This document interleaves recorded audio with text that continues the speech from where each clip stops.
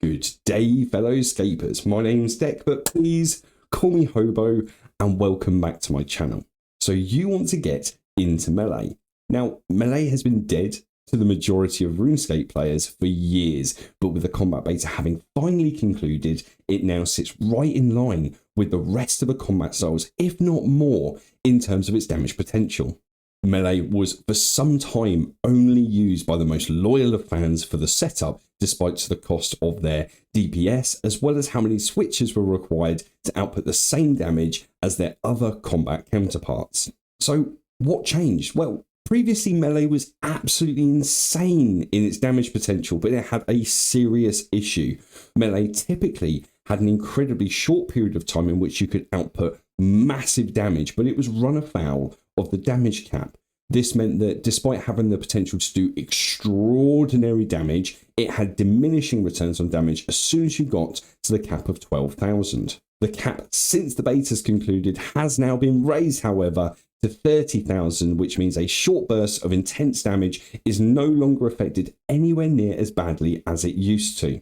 This is due to the fact at the beginning of your Melee journey, you'll not likely hit the cap at all. And also you're not going to be hitting the 30k limit too often either, unless you've got all your buffs running and you're sat in max gear.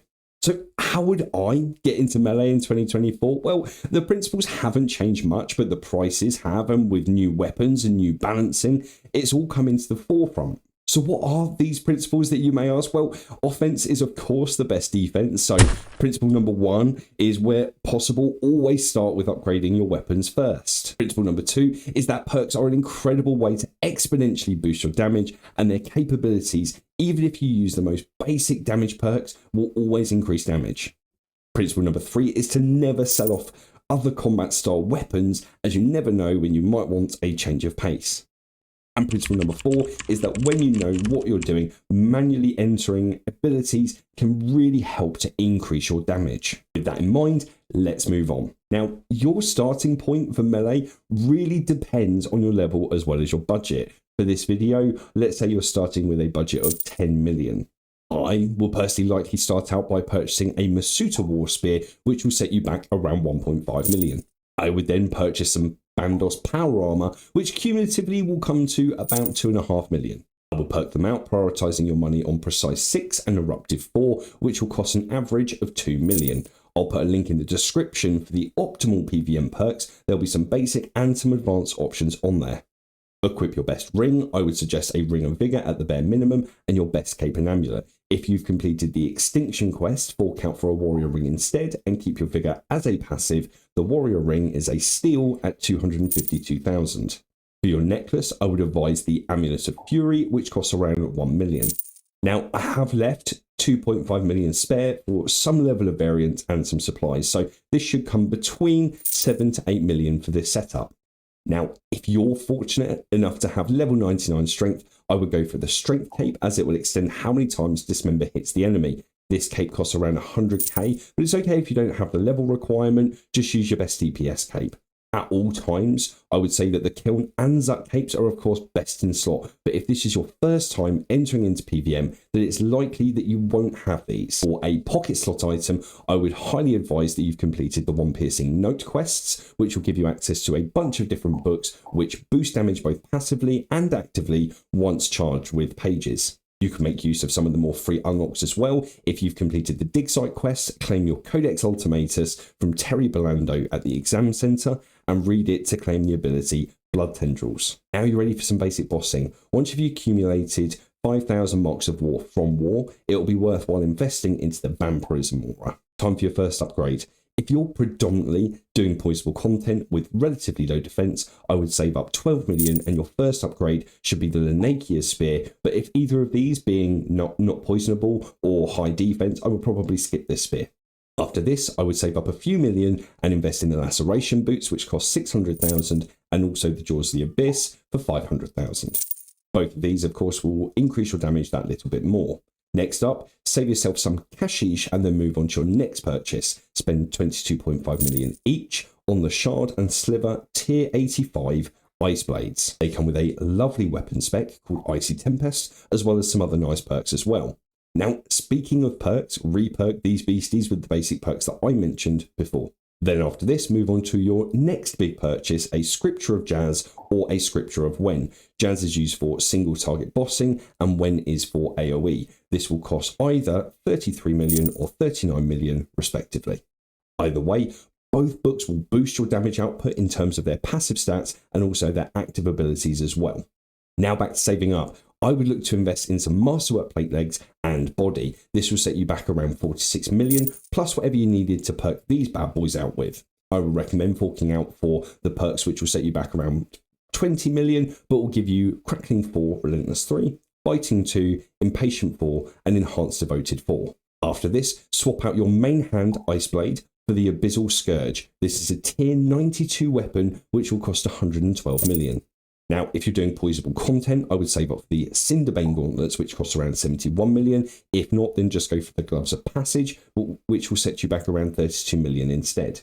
The next thing to save up for is a weapon that will complement your setup quite nicely. This is a Masterwork Spear of Annihilation. This big boy spear is around 242 million, but will complement your Jaws of the Abyss in a very nice way. The Jaws provide increases to adrenaline for each of your active bleeds, and the spear increases bleed duration by 50%. It is at this point I would highly advise moving to poison-based content, as these weapons working in conjunction alongside the Strength Cape, the Cinderbaits will work very nicely as they will have the opportunity to increase more procced poison damage. I will perk the Masterwork Spear of Annihilation out with Precise 6 again, but instead of Erupted 4, I would instead choose Lunging 4. Now it's time for some peripheral items and abilities. In order, I will purchase the Amulet of Souls for 60 million, Chaos Roar for 58 million, the Champion's Ring for 38 million, and at this stage it would be worthwhile, if you haven't already, making the Vigor Ring a passive by completing the Extinction quest and using the Warped Gem on it. I would then fork out for Greater Fury for 230 million, 52 million then for Greater Flurry, and then 152 million for Greater Barge. It's at this stage that you should ideally be looking to get yourself a Zut Cape, so you should be going for the Tok'ha in preparation for this. Now, if your content feels particularly survivable and you want more damage, you may want to increase your damage potential even further by becoming a bit of a glass cannon.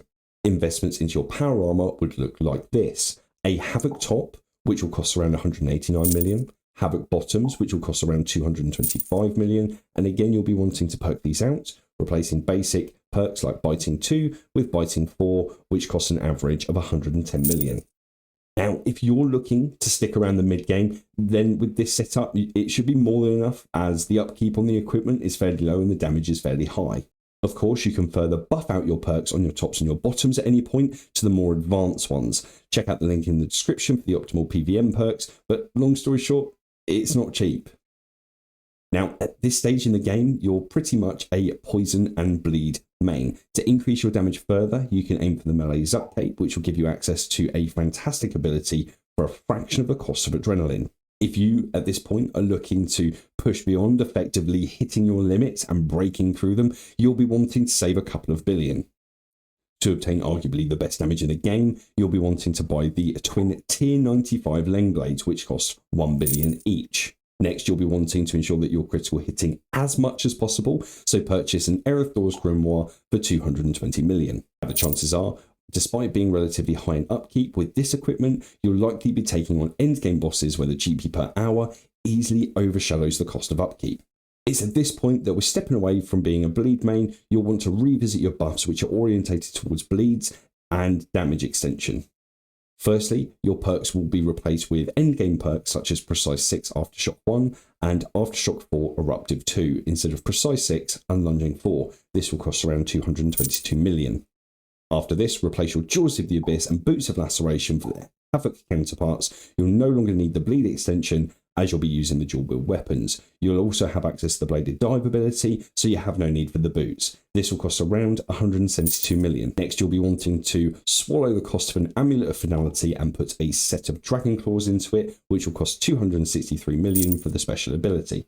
If you're intending to use weapon switches, invest in a Zaros Godsword for 300 million. This will give you access to the Black Hole special ability, which is effectively a mini Berserk special ability. After this, Everything else will grant you small boosts for a relatively high cost. To be able to use threshold abilities faster, sink 850 million into the Limitless Ability Codex. This will be good for more damage in shorter periods of time at the beginning of a Berserk rotation. Next up is your Melee Malevolence Tier 95 Prayer, which will cost you 1 billion, and this will boost your damage even further. Last but not least, it's time to get yourself another Amulet of Finality and sink an Ezekiel into it. This will probably empty your bank and cost you 1.7 billion. After having all of this gear, there is absolutely nothing to stop you taking on the biggest and the baddest bosses in the game. If you die, likely it'll be similar to me, where it will be a skill issue. Now, I will say, don't go anywhere before I wrap this video up. I had an ask. If you like my stuff, please don't forget to tell YouTube you like my stuff by liking my stuff. Also, consider subscribing to my channel. Join the Discord, I'll leave the link down in the description. And also, my clan is open to new members. We welcome skillers, killers, and clue chasers alike. But in the meantime, I just want to say, happy scaping.